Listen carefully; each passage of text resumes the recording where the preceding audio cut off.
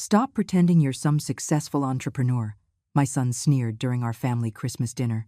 Julian was leaning back in his chair at the head of that perfectly set table, with the Christmas tree lights twinkling behind him as if he were some sort of modern-day king. He had that crooked smile, the one he always used when he wanted to humiliate someone and pass it off as a harmless joke. "Your candy stand isn't a real business," he added, raising his wine glass toward me as if toasting to my failure. "It is cute that you keep yourself busy selling fudge and brittle, Mom, but please, don't pretend to be something you're not in front of people who actually know about business." Victoria, my daughter-in-law, burst into laughter. That sharp, fake laugh that I had always found unbearable. She covered her mouth in an exaggerated gesture, as if trying to contain her amusement but failing. Tyler and Madison, my nephew and niece, exchanged conspiratorial glances from across the table. Then they started laughing too. First, it was discreet, snickering, then open laughter that filled the dining room of that enormous mansion. My sister Patricia lowered her head, but I saw perfectly well how her shoulders were shaking. She was laughing too. Everyone was. My entire family was mocking me at Christmas dinner, as if my 68 years of life were worth nothing, as if everything I had built, everything I had done, was a ridiculous farce. I felt the humiliation rising up my chest like liquid fire. My hands trembled slightly in my lap, hidden under the tablecloth so no one would see them. But I maintained my composure. I took a deep breath, counted mentally to 5, and finally looked up to stare directly at Julian. I nodded calmly. "No problem," I said quietly, so quietly that it was almost lost amidst the laughter still echoing in the room. Julian blinked, as if he expected another reaction, as if he expected me to start crying, to defend myself, to cause a scene. But I did none of that. I just nodded, placed my hands carefully on the table, and kept my expression neutral, calm, serene. The laughter began to fade slowly. Victoria looked at me with that expression of superiority she always wore, as if she had just won something.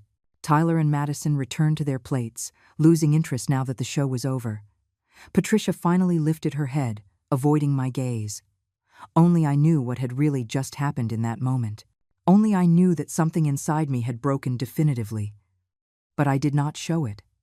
I gave no signs, because after 68 years in this world, I had learned that the most important battles are not fought with screaming or tears. They are fought in silence, with strategy, with intelligence. And what Julian, Victoria, and the rest of my family did not know was that I had a secret. A secret I had guarded jealously for years. A secret that was about to change everything. But for you to understand the magnitude of what happened that night, I need to take you back a little. I need you to see how we got to this moment. Because this humiliation was not an isolated event. It was the straw that broke the camel's back. It was the final period in a long story of slights, of small gestures, of poisoned words disguised as family concern. It all started years ago when Julian opened his first restaurant. I still remember that day. I arrived at the grand opening with a bouquet of flowers I had bought with my own savings. Expensive flowers, the kind they sell at the elegant florists downtown. I wanted my son to know I was proud of him, that I supported him. But when I arrived at the venue, no one greeted me. The entrance was packed with important people, investors in expensive suits, local businessmen, local journalists. I stood at the door with my flowers, waiting for someone to notice me. 5 minutes passed, 10 minutes. Finally, one of the hostesses approached and asked if I had a reservation. A reservation! At my own son's restaurant opening. I explained who I was. She looked at me with that doubtful expression, as if she did not believe me, and went to find Julian. When my son appeared, he came with Victoria on his arm, both dressed as if they were going to a Hollywood gala. Julian looked me up and down, saw my flowers, and forced a smile. "Mom, I didn't know you were coming so early. This is just for partners and major investors. Family comes later, for the casual dinner." Major investors. Those words stuck in me like needles. But I smiled, nodded, and handed him the flowers. He took them without really looking at them and passed them to Victoria, who held them with 2 fingers as if they were something dirty. "Thanks, Eleanor," Victoria said. using my first name instead of calling me mother-in-law or mom. Cute detail. I'll put them somewhere. She did not put them anywhere. I saw them later that night, abandoned on a table in the back, wilting next to empty glasses and used napkins. That was the first time, the first of many. Then came the family gatherings where my opinion did not count, the celebrations where I was the last to know, the business conversations where they spoke to me as if I were a child who did not understand. That Christmas night, after the laughter finally died down and dinner continued as if nothing had happened, I sat in my chair observing how everyone continued to praise Julian, how Victoria smiled with that superiority that came so naturally to her, how my nephew and niece looked at him with admiration, how my own sister nodded at every word that came out of his mouth. Julian was telling, once again, the story of how he had built his restaurant empire. It was his favorite tale, the one he repeated at every family reunion, at every dinner, at every opportunity he had to remind everyone how successful he was. "I started from zero," he said, gesturing with his hands like a politician giving a speech, "without help from anyone, just with my vision, my hard work, and my business intelligence. I knocked on doors, convinced investors, built a solid business plan. Today I have 5 restaurants, all profitable, all with excellent reviews. And next year, I'm going to open 3 more. From zero." Those words pierced me every time I heard them. Because I knew the truth. I knew exactly how much that from zero had cost. But I remained silent, as always. Patricia applauded softly, with genuine admiration in her eyes. "You are an example, Julian, a true self-made man. Not like others who just talk and talk but never do anything real." The jab was directed at me. I knew it by the way her eyes slid in my direction for a fraction of a second. Patricia had always been like that. She never attacked you head-on. She always launched her poisons disguised as general comments, as innocent observations. Tyler leaned forward, with that expression of admiration young people have when they are in front of someone they consider a role model. "Uncle Julian, I want to do the same thing as you. I'm tired of working for others. I want to be my own boss, have my own business. Do you think you could mentor me? I need to learn from someone who really knows how things are done in the real business world. The real business world. As if the rest of us lived in a childish fantasy. As if my candy stand were a child's game and not a job I had been running for more than 20 years. Julian smiled broadly, patting Tyler on the shoulder with that masculine camaraderie he liked to exhibit so much. "Of course, nephew, whenever you want to talk. I can teach you how to structure an investment plan, how to negotiate with vendors, how to manage employees, everything you need to know to succeed. Not just anyone can do what I did, but with the right mentorship, maybe you can go far too." Madison let out a little giggle, looking at her brother mockingly. "Tyler wants to be an entrepreneur, but he doesn't even know how to add correctly," she said, earning an annoyed look from her brother. Then she turned toward Julian with admiration. "I prefer to marry a successful businessman, like Victoria did. Much easier." Everyone laughed. Victoria touched the pearl necklace she was wearing, a necklace I recognized because I had seen it in the window of a downtown jewelry store with a price tag of $15,000. $15,000 on a necklace, while I wore the same coat from 5 years ago because it did not seem sensible to spend on a new one when the one I had still worked. "You have to know how to choose well," Victoria said with that soft and venomous voice she had mastered to perfection.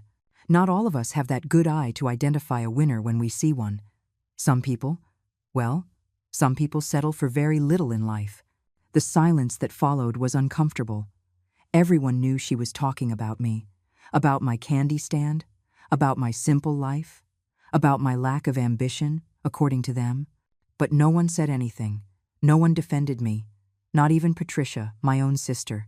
I took a sip of water, feeling the liquid go down my dry throat. I counted mentally. 1, 2, 3, 4, 5. I breathed. I kept calm, because exploding there, in that moment, made no sense. It would only give them more ammunition. It would only confirm what they already thought of me, that I was a bitter old woman, resentful of her son's success. Dinner continued. The courses came and went, served by the domestic staff Julian and Victoria had hired. roast turkey with cranberry sauce, truffle mashed potatoes, glazed vegetables, imported wine that cost $200 a bottle.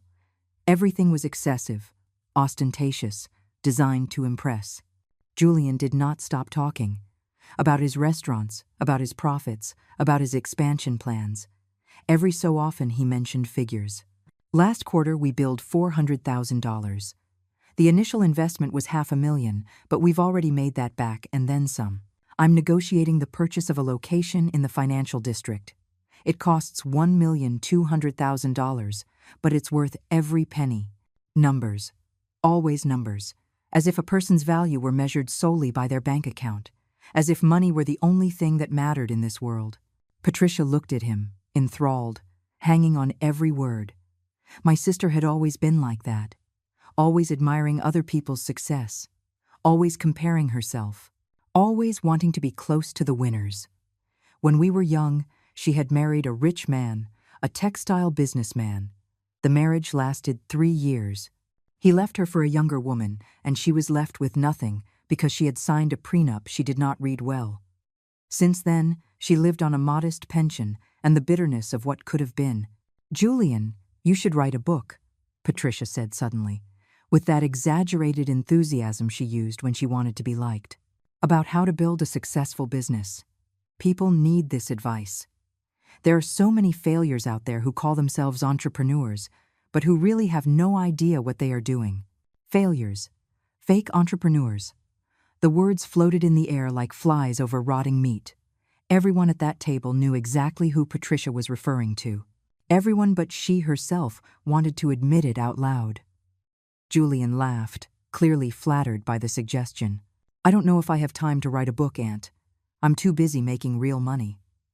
But maybe in a few years, when I have 20 or 30 restaurants, I'll consider it." 20 or 30 restaurants. His ambition had no limits. And neither did his arrogance.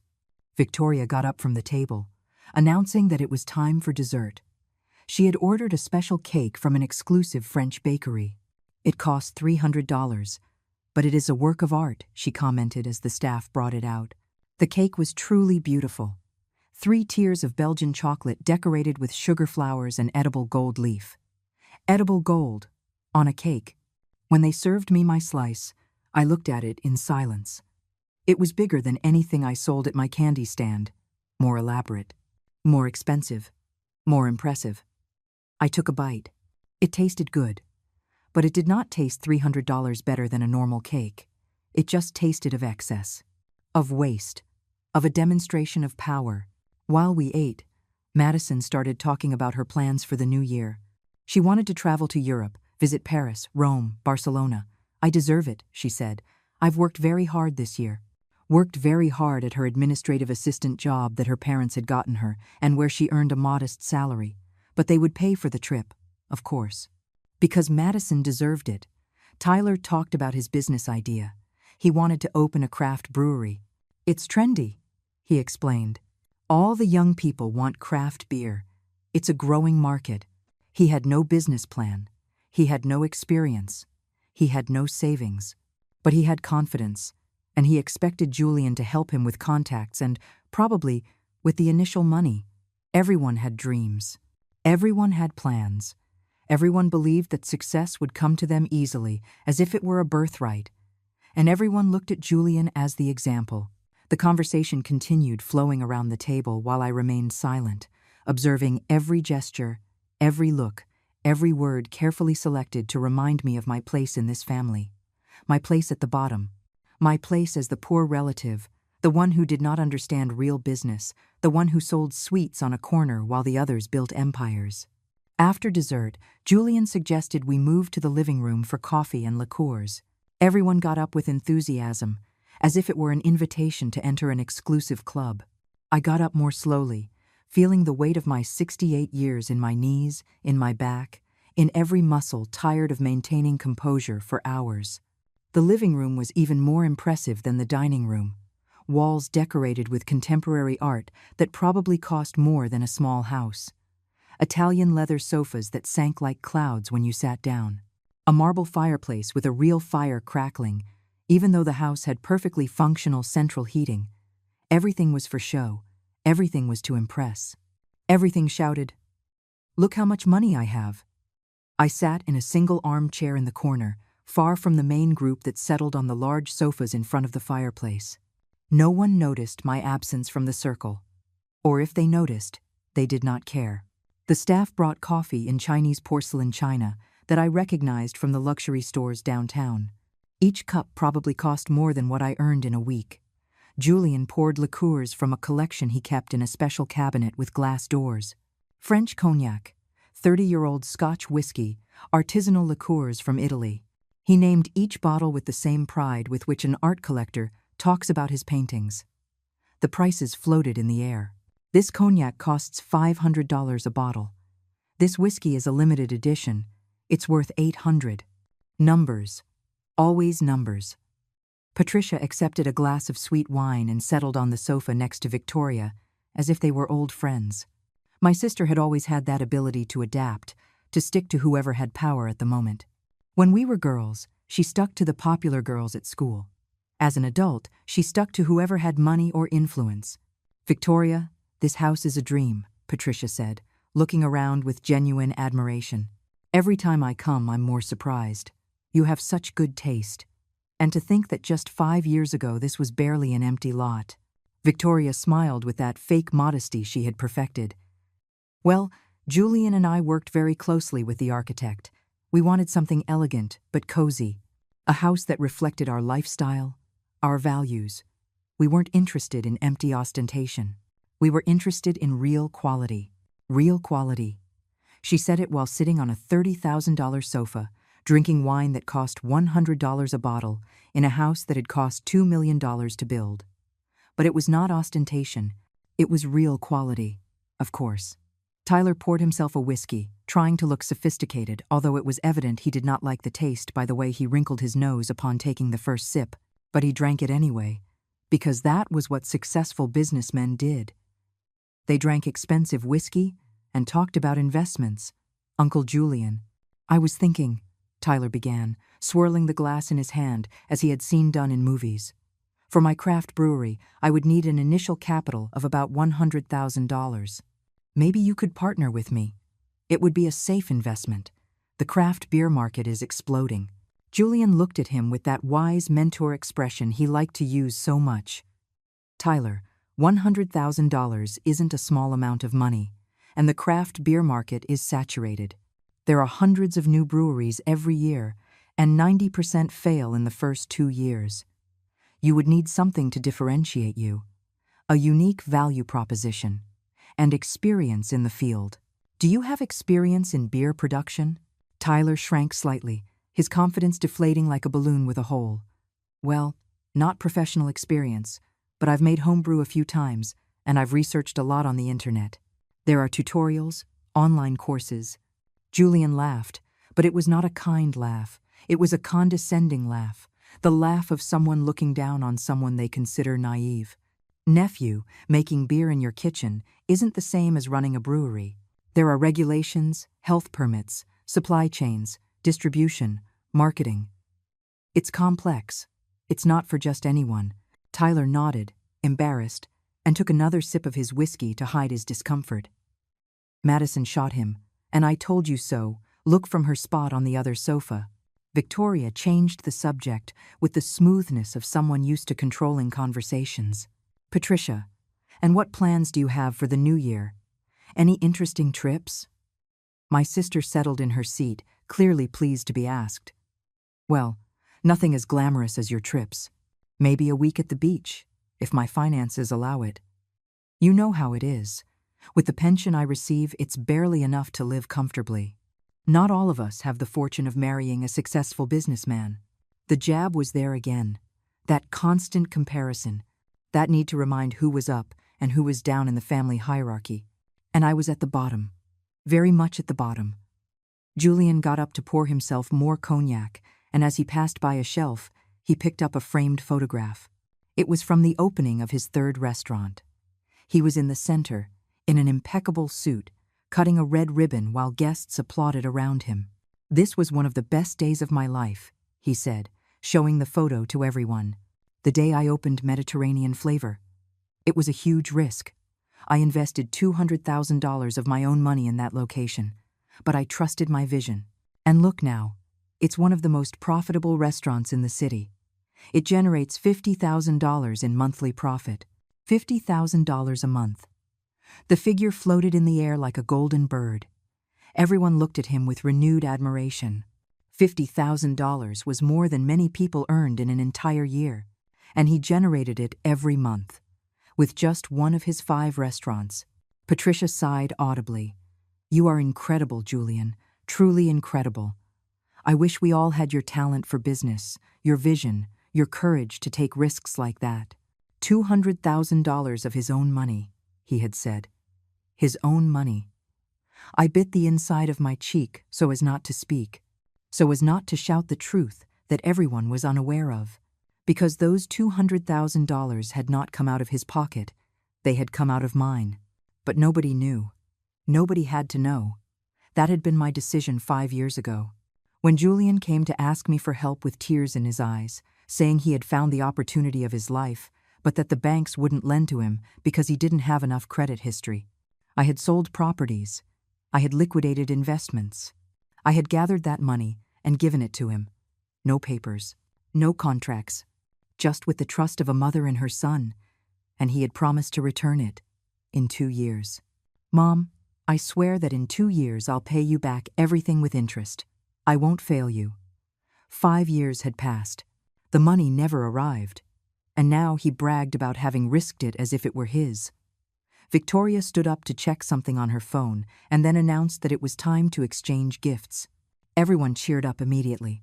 The gifts were piled under a 10-foot-tall Christmas tree, perfectly decorated with imported ornaments and LED lights that changed color. Julian handed Victoria a small box wrapped in gold paper. She opened it with that calculated emotion of someone who already knows what is inside. It was a watch, a Rolex. I knew by the characteristic box. Victoria squealed with joy and put it on her wrist immediately. "It's beautiful. Exactly the one I wanted." She threw herself to kiss Julian while everyone applauded. A Rolex. $30,000 minimum. Maybe 40, for a Christmas present. While I had brought a hand-knitted scarf that I had made myself during the quiet nights in my house. A scarf that had taken me weeks to complete, putting all my affection into every stitch. A scarf that would probably end up forgotten in the back of a closet. The gifts continued. Tyler received a new PlayStation. Madison received an Italian designer handbag. Patricia received a set of expensive beauty products. Everything was excessive, expensive, designed to impress. When it was my turn to receive, Julian handed me a medium-sized box. I opened it carefully. Inside was a housecoat. A simple robe, the kind they sell in department stores on sale. Nothing special, nothing personal. The type of gift you buy when you do not know what to give someone and do not care enough to think of something meaningful. "So you can be comfortable at home, Mom," Julian said, with a smile that did not reach his eyes. "I know you spend a lot of time at home now that you don't work so much." Don't work so much. As if my candy stand were an occasional hobby and not a business I tended 6 days a week, 8 hours a day. "Thank you," I said, folding the robe back into its box. Victoria opened my gift for her, the knitted scarf. She held it for a moment, looked at it without much expression, and then set it aside. "What?" "It's homemade," I said. "Artisanal." "Thanks, Eleanor." Artisanal. The word sounded like an insult in her mouth.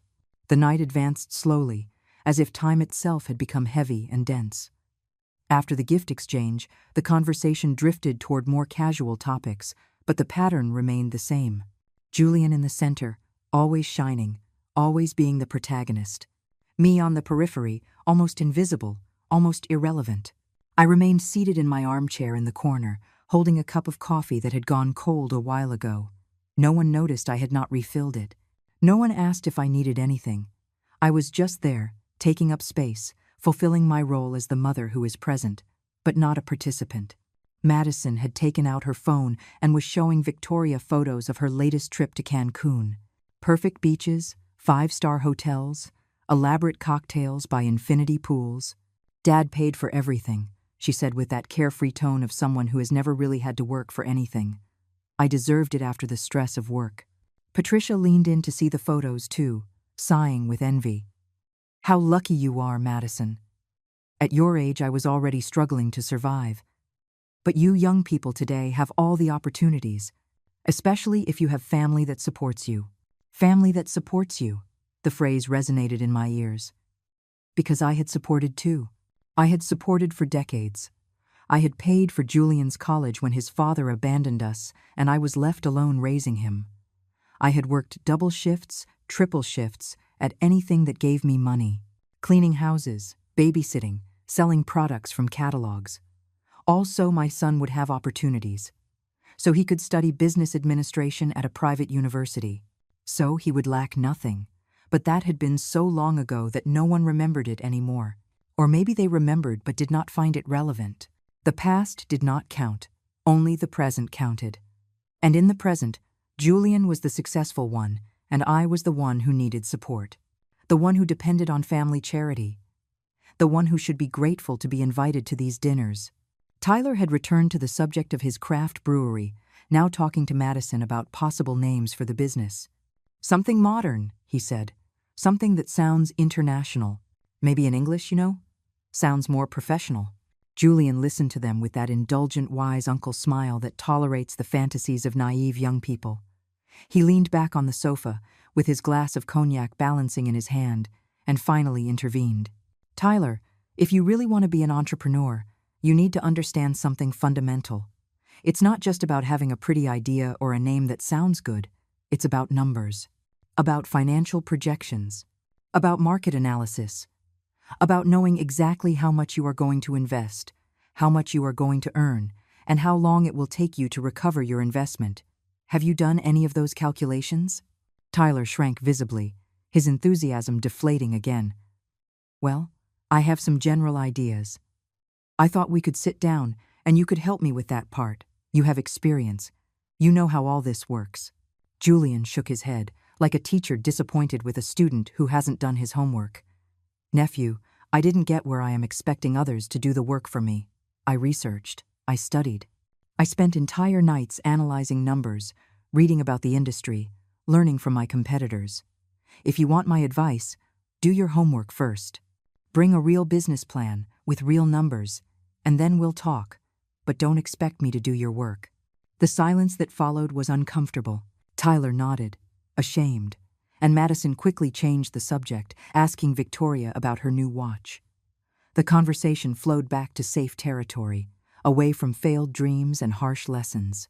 Patricia took advantage of the moment to get up and walk toward where some family photographs were displayed on elegant shelves. She picked one up where Julian appeared as a child, in his school uniform, smiling with that innocence children have before the world changes them.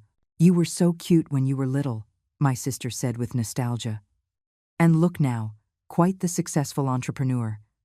Eleanor, you must be so proud of your son.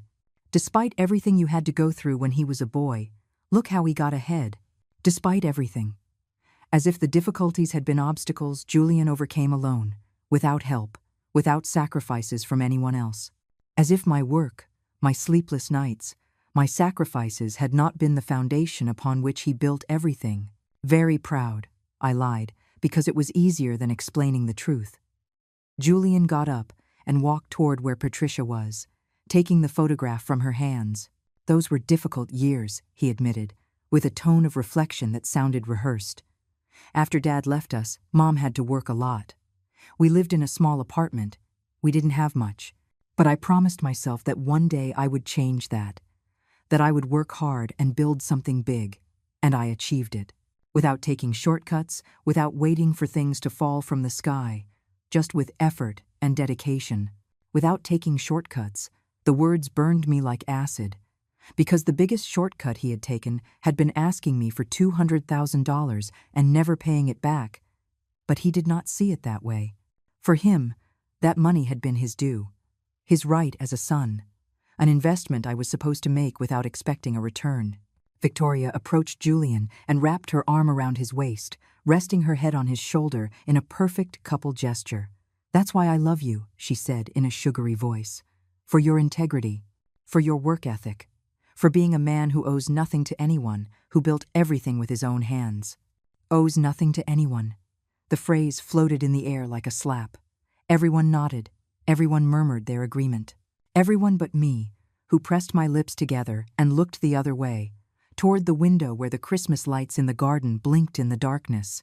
The conversation continued without me.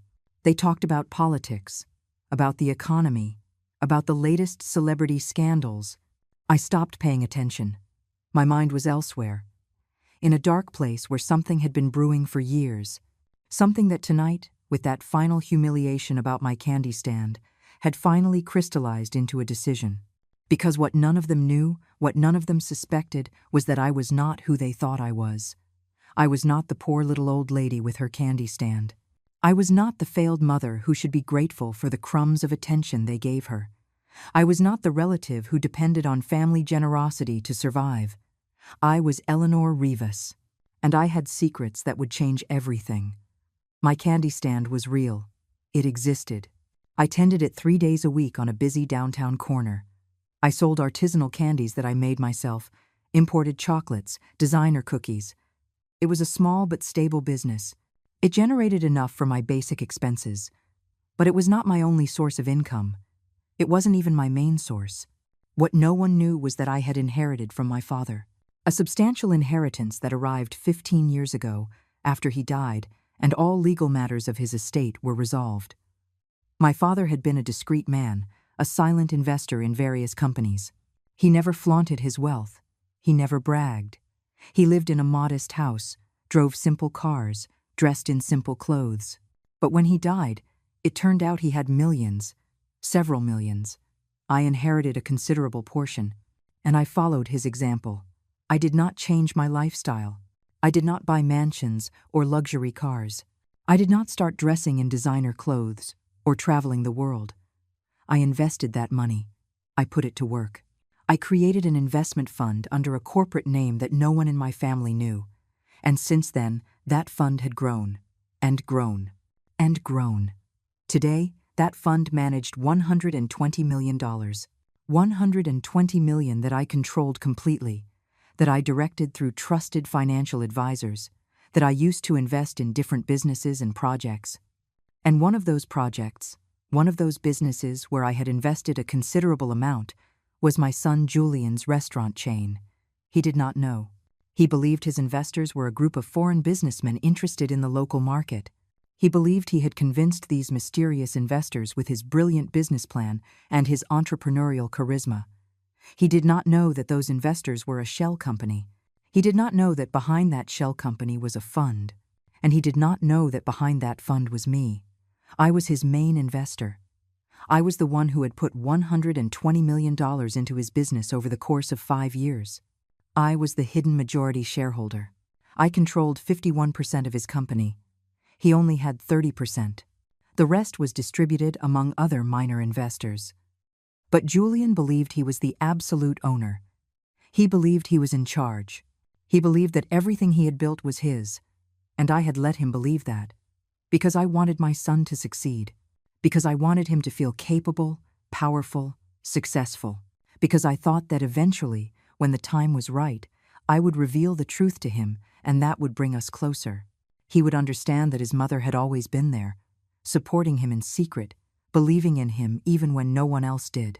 But that night, sitting in that armchair in the corner, invisible and ignored, while he bragged about his success built without anyone's help, while the whole family treated me like trash, something inside me changed.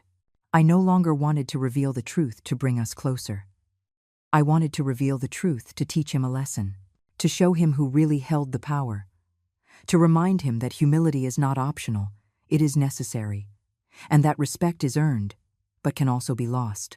The night ended as all family gatherings ended lately, with Julian and Victoria saying goodbye from the door of their mansion, smiling with that cold courtesy given to guests who have served their purpose.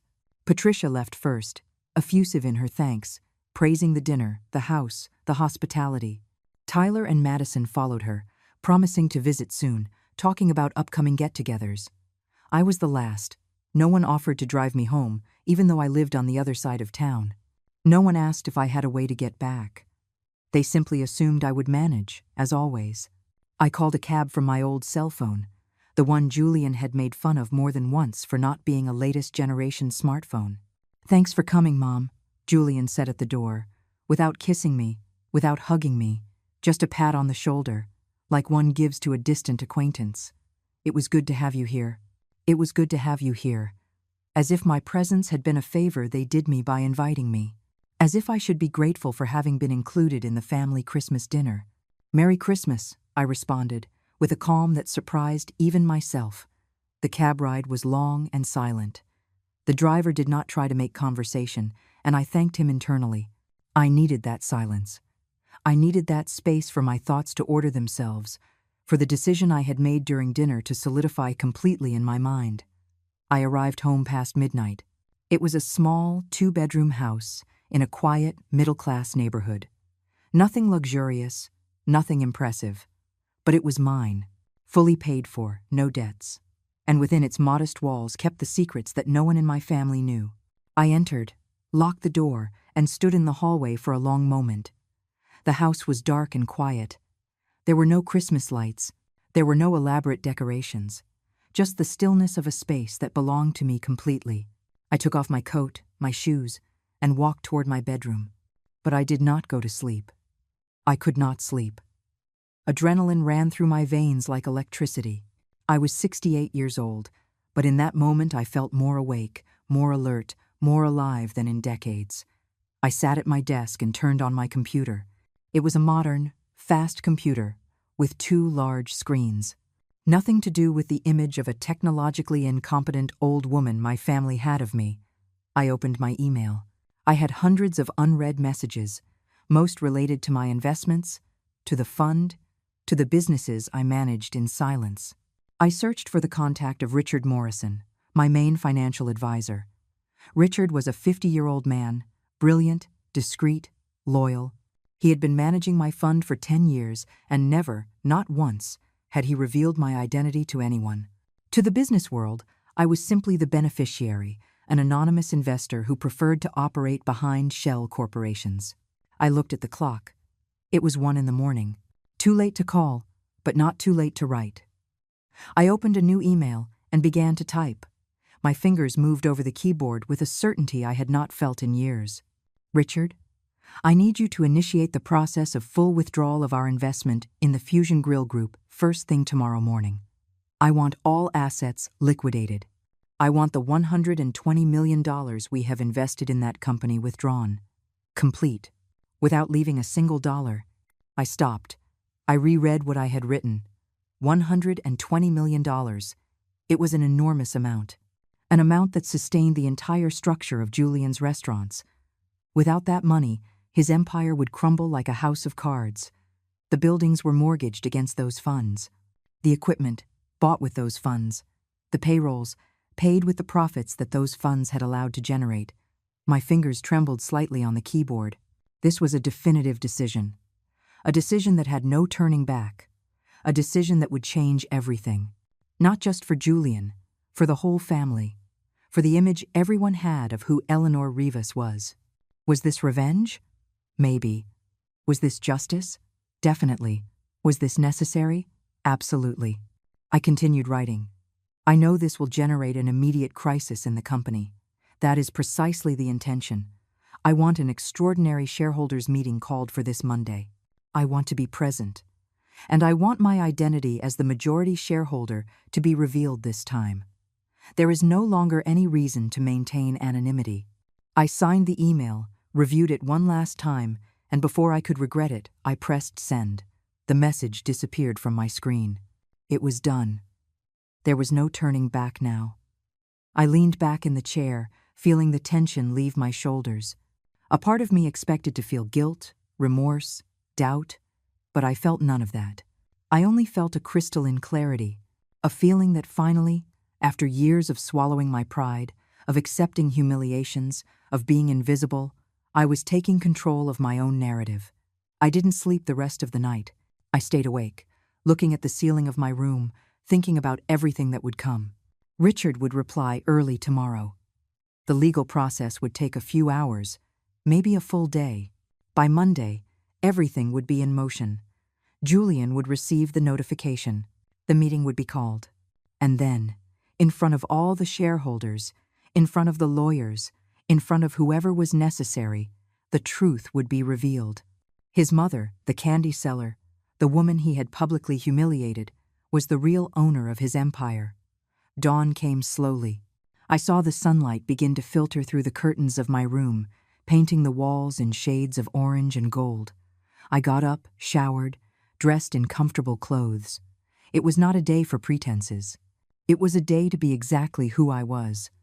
I ate breakfast slowly, savoring every bite of toast, every sip of coffee. My whole life had been an exercise in patience, in waiting for the right moment, in measuring my words, my actions, my reactions. But today, all that would end. Today, something new would begin. At 8 in the morning, my phone rang. It was Richard. "Eleanor, I received your email. I need to confirm that you really want to do this. 120 million is our entire position in that company. The withdrawal will cause an immediate financial collapse. They don't have liquidity to cover that exit. They will have to sell assets, fire staff, possibly close restaurants." His voice sounded worried, professional, but there was an implicit question there. "Are you sure? Do you really want to destroy your son's business?" "Richard," I responded with a calm that surprised myself. "I have been clear in my email. I want full withdrawal. I want the meeting. And I want my identity revealed. This decision is not emotional. It is strategic, it is necessary, and it is final." There was a pause on the other end of the line. Then Richard sighed. "Understood. I will start the process immediately. The legal notification will reach the Fusion Grill Group before noon. The meeting will be convened for tomorrow, Monday, at 10 in the morning. You will be present." "I will be present," I confirmed. "Eleanor," Richard said, now with a more personal tone, "in all the years I've been working with you, I've never seen you make a decision like this. May I ask what happened?" I remained silent for a moment, looking out my kitchen window toward the small backyard where I grew some plants. "What happened, Richard, is that I finally understood that respect is not begged for, it is demanded. And if they don't give it to you voluntarily, you have to remind them why they should give it to you." "I understand," he replied. "So, we proceed." "We proceed," I confirmed, and hung up. The rest of Saturday was strangely quiet. I went to my candy stand, as I did every Saturday. I opened at 9 in the morning, arranged the merchandise, served the regular customers.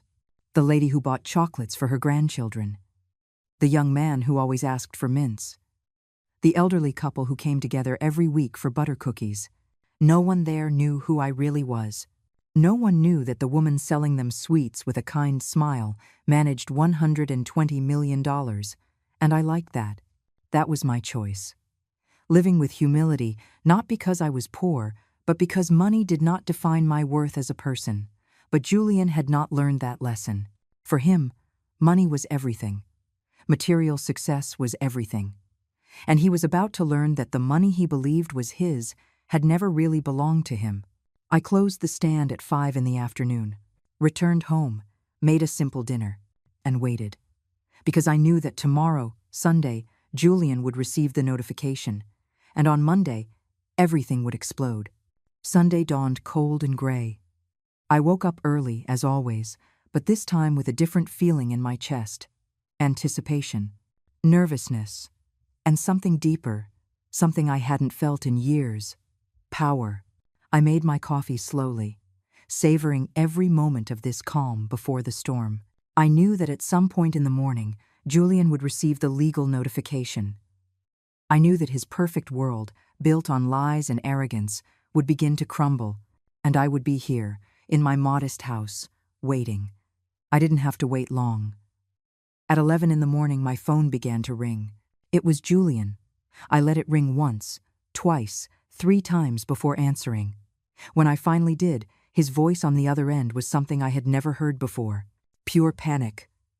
Mom, I need you to come right now. Now. It's an emergency." I stayed silent for a moment, taking another sip of my coffee. "What's wrong, Julian?" "I can't explain it over the phone. You have to come." Please. It's about the business. Everything is collapsing. The investors are pulling the money. $120 million. They're going to take everything. His voice was breaking. I could hear Victoria in the background, also screaming something I couldn't quite make out. There was chaos in that house. The chaos I had initiated with a simple email. "Calm down, Julian," I said with a tranquility that contrasted completely with his hysteria. "Explain to me properly what is happening." A legal notification arrived this morning. It says my main investors are withdrawing their entire position, $120 million. Without that, I can't operate. The restaurants are mortgaged with those funds. The suppliers, the employees, everything depends on that investment, and it leaves tomorrow. Tomorrow. Mom, there is an emergency meeting called for 10 in the morning.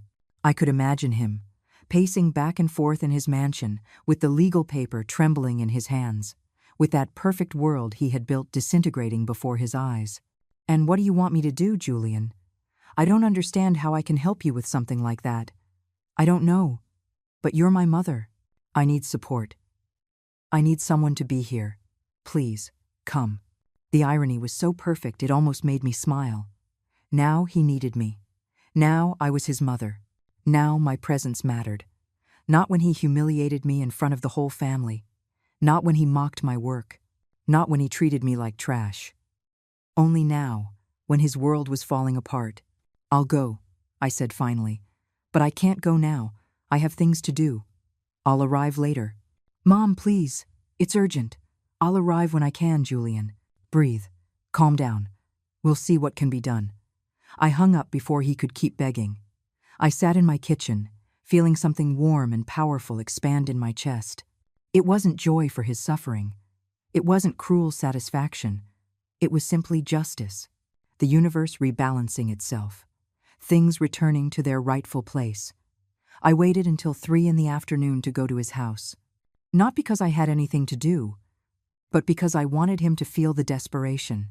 I wanted him to understand what it was like to need someone, and for that someone not to run immediately to help you. I wanted him to taste a little of his own medicine. When I arrived at the mansion, the door was open. I entered and found a scene of absolute chaos. Papers scattered all over the living room. Victoria sitting on the sofa with her face in her hands, crying. Julian pacing back and forth like a caged animal, talking on the phone with someone, his voice tense and desperate. When he saw me, he cut the call immediately and ran toward me. "Mom, thank God you came." He grabbed me by the arms, something he hadn't done in years. His eyes were red, his face pale. The successful businessman had disappeared. In his place was a frightened, vulnerable, lost man. "I don't know what to do. I've called lawyers, accountants, all my contacts. No one can do anything. The withdrawal is legal. Investors have the right to pull their money whenever they want, according to the contract I signed. And they're going to take it all. Tomorrow.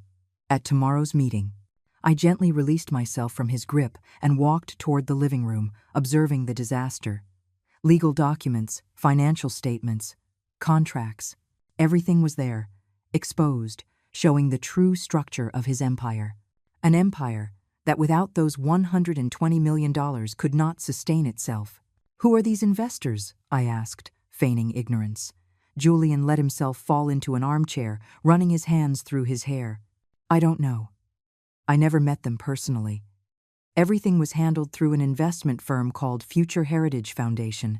I signed with them 5 years ago. They gave me all the capital I needed to expand. But I never knew who they really were. They operate behind corporations, all very legal but very anonymous. Future Heritage Foundation. My foundation. My money. My power that he never knew existed. And why are they withdrawing now?" I asked. "I don't know," Julian shouted, his composure completely destroyed. "The notification only says they have decided to liquidate their position. They don't give reasons. They don't offer negotiation. They're just leaving.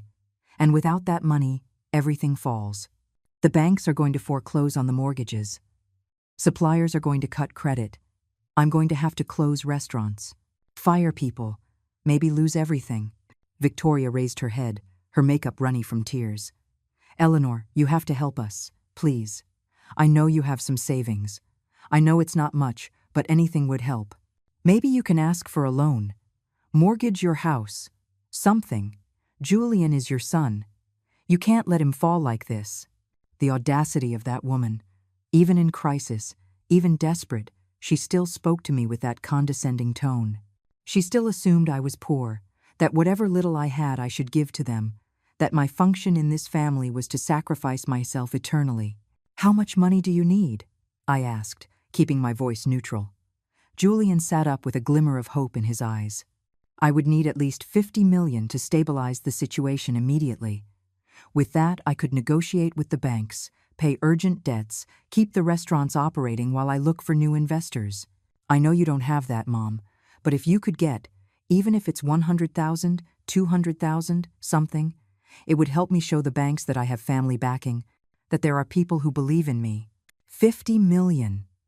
He wanted me, his poor candy-selling mother, to find a way to get $50 million to save him, or at least 200,000, double what he owed me from 5 years ago, and never paid back. I sat in the armchair across from him, folded my hands in my lap, and looked him directly in the eyes. "Julian, before talking about money, I need to ask you something, and I want you to be honest."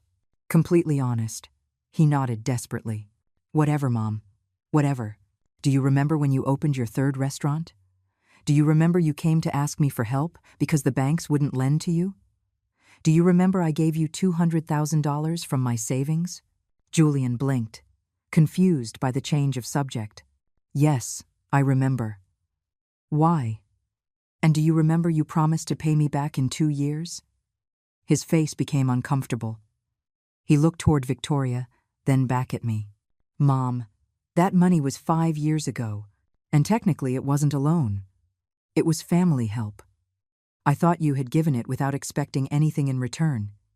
You're my mother, so the money I gave you with the sacrifice of selling properties doesn't count. It wasn't a real loan. It was just a mandatory donation because I'm your mother. Well, it's not like that. It's just that things were complicated and last night?" I interrupted, my voice rising slightly. "Last night, when you humiliated me in front of the whole family? When you mocked my work? When you said my candy stand wasn't a real business? When everyone laughed at me and you led those laughs? That was also complicated?" The silence fell over the room like a heavy stone. Julian opened his mouth, closed it, opened it again. There were no words. There were no excuses. Just the naked truth of what he had done. Victoria tried to intervene. "Eleanor, we were drinking wine. It was just a joke. Julian didn't mean to." "It wasn't a joke," I said cuttingly, looking directly at her. "It was a calculated humiliation. It was cruelty. It was contempt. And you all participated." I stood up, feeling like decades of silence, of swallowing pride, of accepting crumbs, finally turned into something bigger. Into dignity, into power, into truth. "Julian, all your life I have supported you. I worked 3 jobs to pay for your college. I gave you money when you needed it. I supported you in silence while you built your business. And never, not once, did I ask for public recognition. I didn't need you to thank me in front of others. I only needed basic respect. Respect as a mother, as a person, as a human being." Julian got up from the armchair, walking toward me with hands outstretched in a gesture of pleading. "Mom, you're right. You're absolutely right. I was an idiot. I was cruel. I shouldn't have said those things. I was showing off, trying to impress the family, and I crossed the line. I'm sorry. I'm so sorry. But now I need your help. I need you to forgive me and help me. Please." I stared at him. That 43-year-old man who looked 10 years older in this moment, with deep circles under his eyes, with desperation marked in every line of his face. That man who had been my baby, my boy, my reason to keep going when his father abandoned us. That man who now looked at me as if I were his only salvation. And perhaps I was, but not in the way he imagined. "Do you know what is the saddest thing about all this, Julian?" I said, my voice calm but firm. "It's not that you humiliated me. It's not that you forgot everything I did for you. It's that you built your entire life on a lie. You convinced yourself that everything you have you got alone, that you are a self-made man, that you owe nothing to anyone, and that lie became your identity. It's not a lie, Mom. I worked hard, very hard. You know it. You worked hard with other people's money, with my money, with the money of those mysterious investors you never met. But you took complete credit, and in the process, you became someone who despises those he considers inferior. You became your father. Those last words hit him like a slap. Julian recoiled physically, his face paling even more. Don't say that. I am not like him. He abandoned us. I would never abandon you. No? Then what was last night? What was that mocking me in front of everyone? Treating me as if I were worth nothing? That is also abandonment, Julian. Emotional abandonment. Abandonment of respect. Abandonment of everything a relationship between mother and son should be. Victoria got up from the sofa, wiping away her tears with rage. Enough, Eleanor. We understand you're upset. Julian already apologized. But this isn't about your hurt feelings. It's about your son's business being about to collapse. It's about us losing everything. Are you going to help us or not? Or are you going to stand there giving sermons while everything falls apart? I looked at her with a calm that made her step back. That woman who had always treated me like trash. That woman who paraded around with her $40,000 Rolex and her designer dresses. That woman who never knew where the money that paid for her luxurious lifestyle really came from. Victoria, there is something you need to understand. I am not here to give sermons. I am here to give answers. Answers that perhaps you do not want to hear, but that you need. What answers? Julian asked, confused. I approached the table where all the documents were scattered. I picked up one of the papers. It was the legal notification of investment withdrawal. I read aloud. Future Heritage Foundation officially notifies its intention to completely liquidate its shareholding position in the Fusion Grill Group, equivalent to 51% of the company, with a value of $120 million. I left the paper on the table and looked at both of them. Did you ever wonder who was behind that foundation? Who had invested $120 million in your business, Julian? Who had so much faith in your business vision? Julian shook his head, his confusion growing. I never could find out. My lawyers tried to investigate, but everything was legal. Everything was private. They told me it was a group of foreign investors who wanted to remain anonymous. Why? You know something. I took a deep breath. This was the moment. The moment I had been waiting for since last night. The moment when everything would change forever. I know everything, Julian. Because Future Heritage Foundation is not a group of foreign investors. It is my foundation. Those $120 million are my money. And I am the hidden majority shareholder of your company. I always have been. The silence that followed was absolute, so deep I could hear the ticking of the wall clock in the dining room, so dense that the air itself seemed to have solidified. Julian looked at me with his mouth open, unable to process what he had just heard. Victoria had frozen, with tears still shining on her cheeks. What? What are you saying? Julian finally stammered. I am saying that your mother, the candy seller who doesn't have a real business, is the owner of 51% of your restaurant empire. I am saying that every expansion you made, every location you opened, every employee you hired, was possible thanks to my money, not yours, mine. That's impossible, Victoria said, her voice breaking. You don't have that kind of money. You live in a small house. You have a candy stand. You wear old clothes. You don't have. I don't have what? The right appearances? The external symbols of wealth you consider necessary? You're right. I don't have them because I don't need them. My value does not depend on what I project outward. It depends on what I really have. Julian dropped back into the armchair as if his legs had stopped working. It can't be. There has to be a mistake. It has to. There is no mistake, Julian. Tomorrow at 10 in the morning there is a shareholders meeting. I will be there, and for the first time in 5 years, I will present myself not as an anonymous corporate firm, but as Eleanor Rivas. Your mother, the majority shareholder, the person who really controls your company. But why? Why did you do this? Why did you hide that it was you? I sat in front of him, looking him directly in the eyes. At first, I did it because I wanted to help you without you feeling inferior.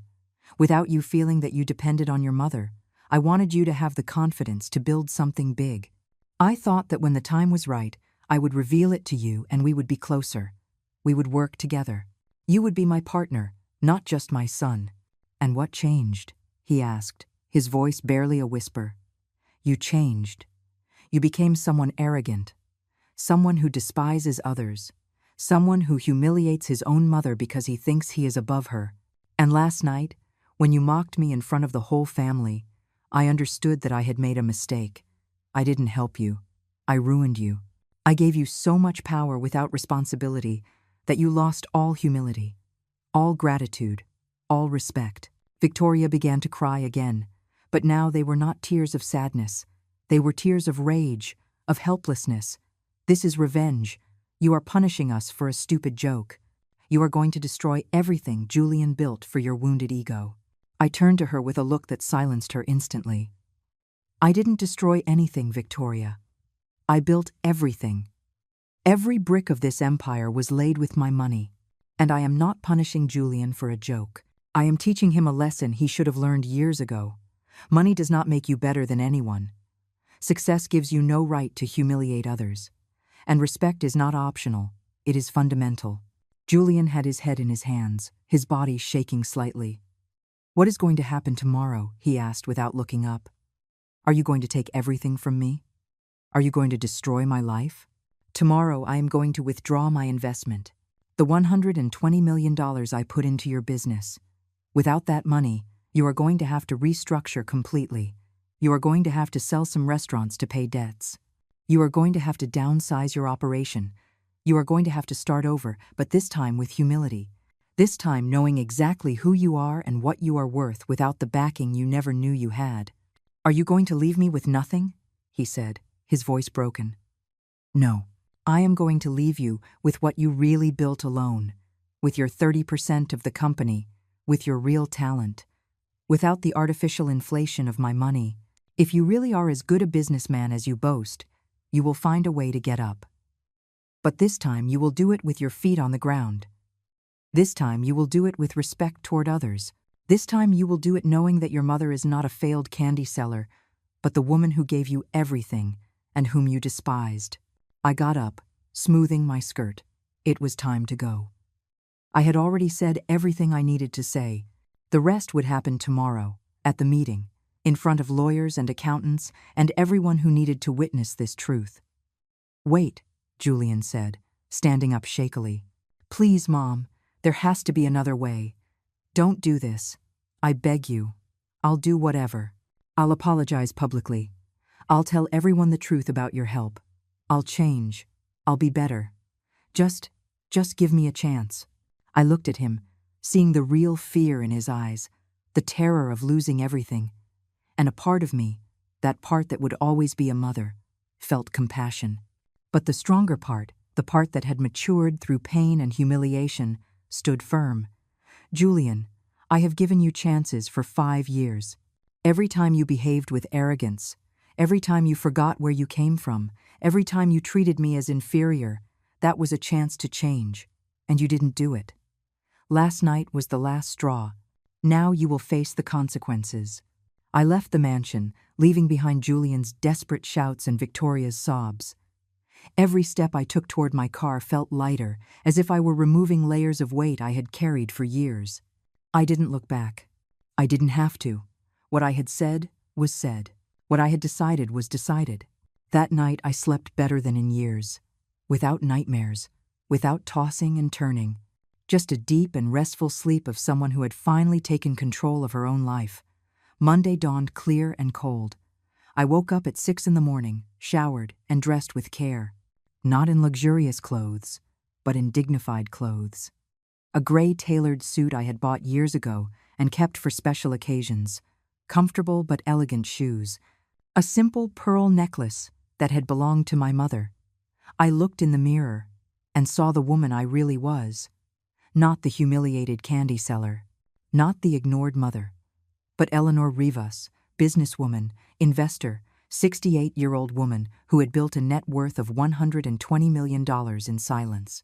I arrived at the corporate offices of the Fusion Grill Group at 9:45, 15 minutes before the meeting. The building was modern, glass and steel, located in the financial district. I had never been there.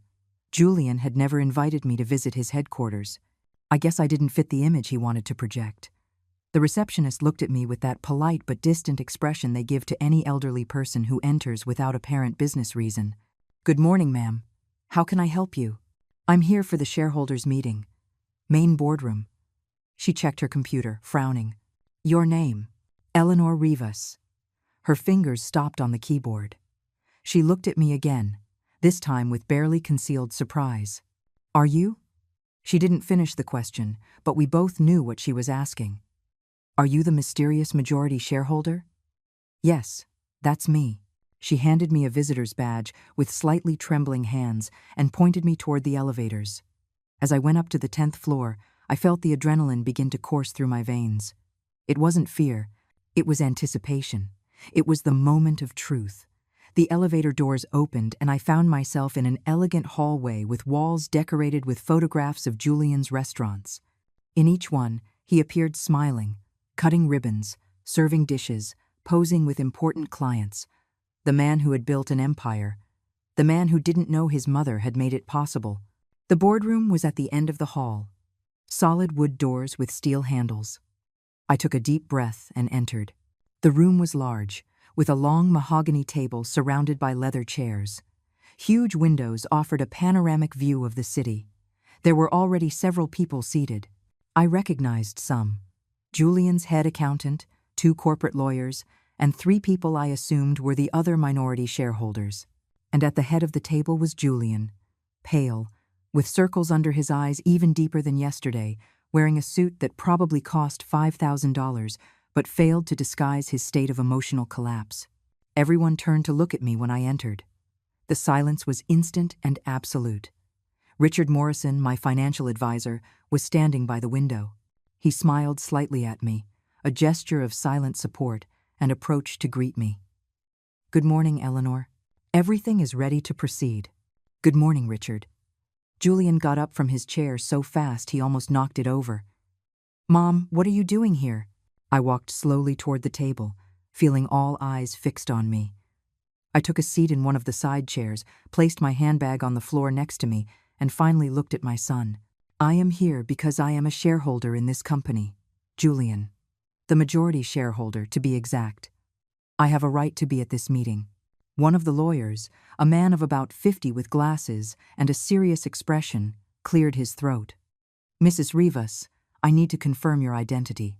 Are you the ultimate beneficiary of Future Heritage Foundation?" "That is correct." "And can you provide documentation certifying it?" Richard approached with a leather folder and placed it in front of the lawyer. "Here is all the legal documentation.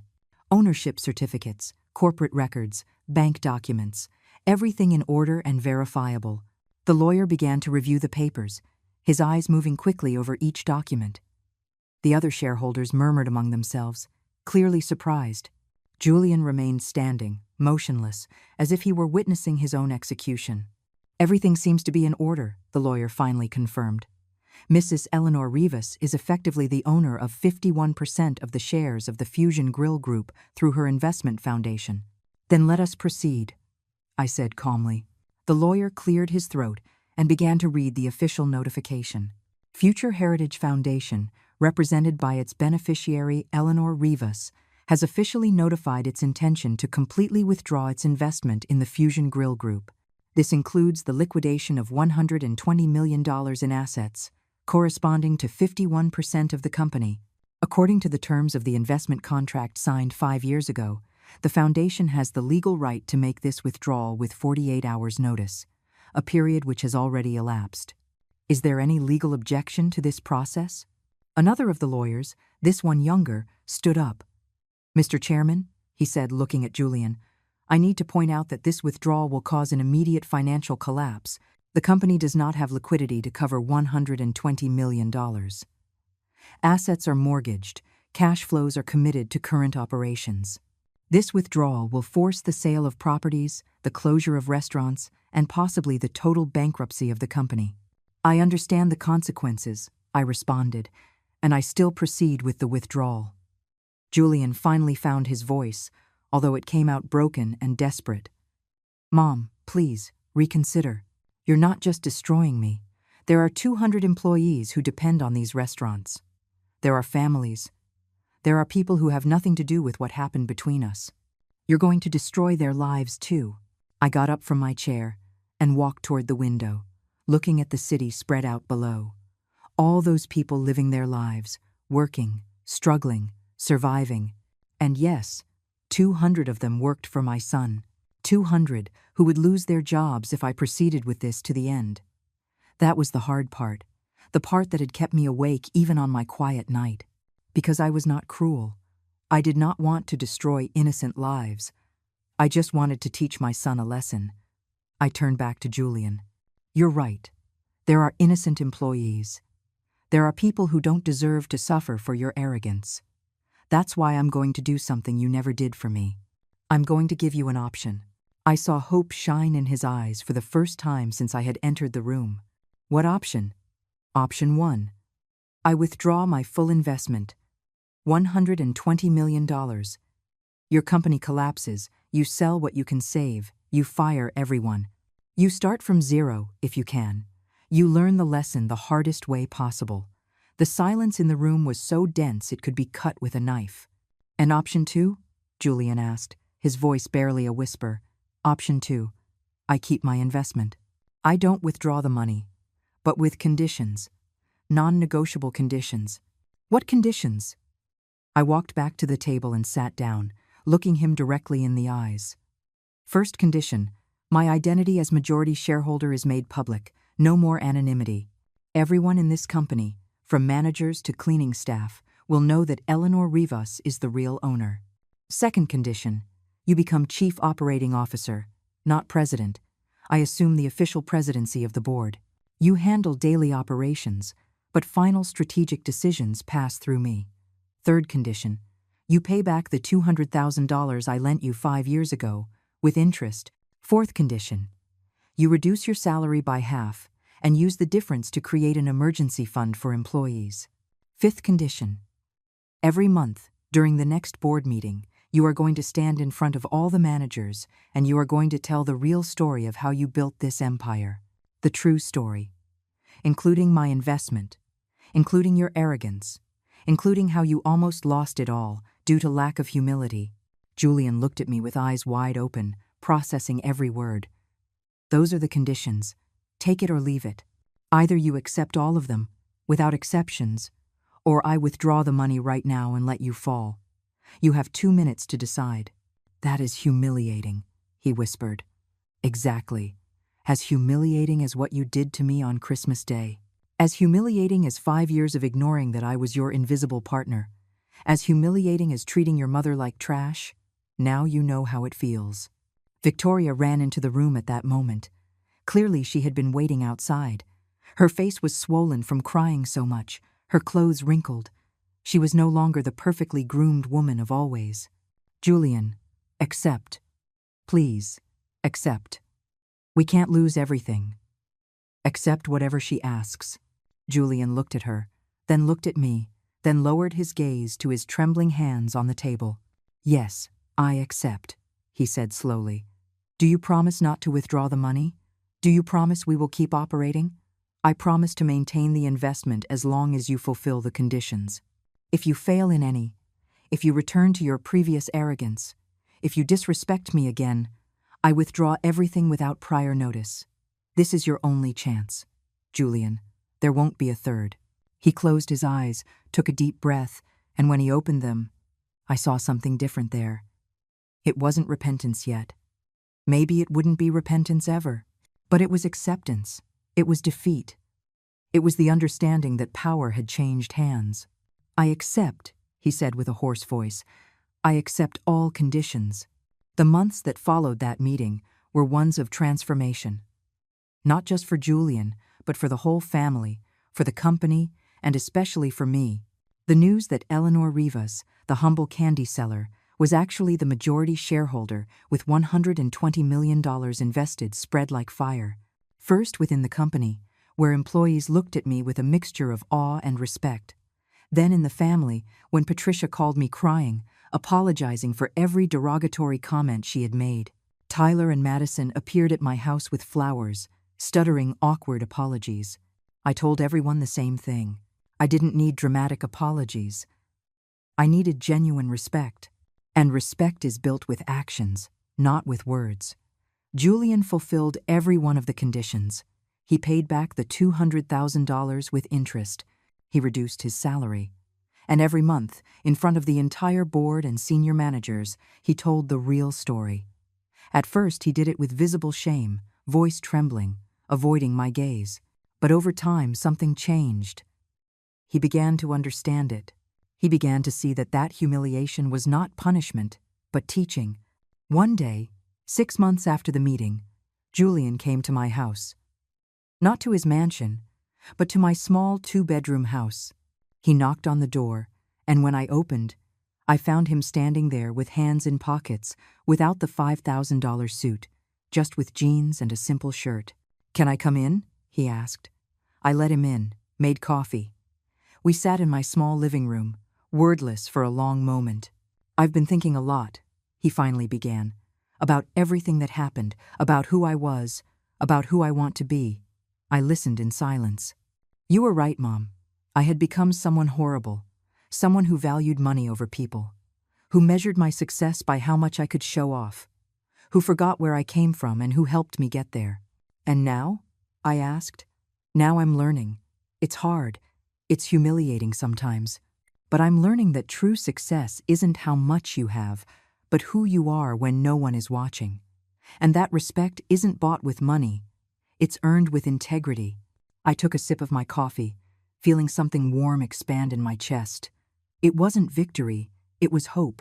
Hope that my son was finally finding the right path.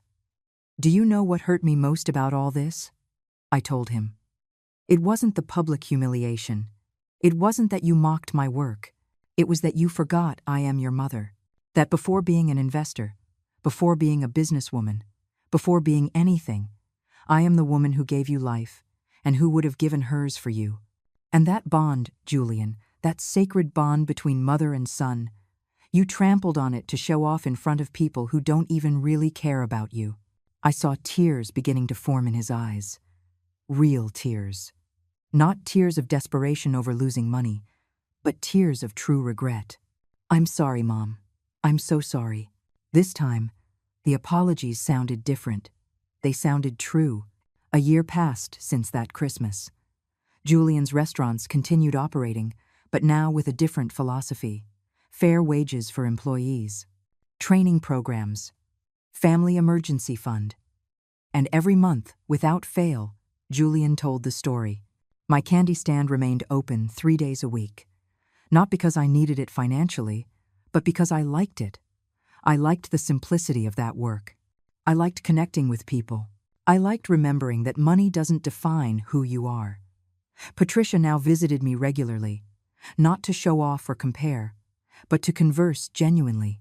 Tyler had abandoned his brewery idea and was working humbly in one of Julian's restaurants, learning the business from the bottom up. Madison had gotten her own job and was saving for her trips without depending on her parents. And I, Eleanor Rivas, remained the same 68-year-old woman. But now everyone knew who I really was. I didn't need to prove it. I didn't need to show it off. I simply was. The last time I saw Julian, he told me something I will never forget.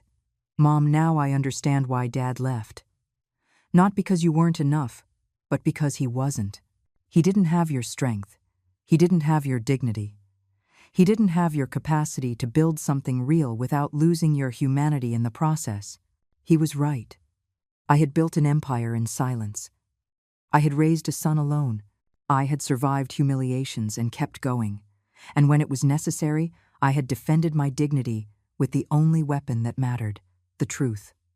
I don't know if Julian will always be the man he should be, but now he has the chance to try. And I will still be here, not as the invisible mother, but as Eleanor Rivas, businesswoman, investor, mother, woman who will never again allow anyone to underestimate her, because I gave everything, and they treated me like trash. But that day, in that meeting, I stopped swallowing my pride and reclaimed my power. And that changed everything.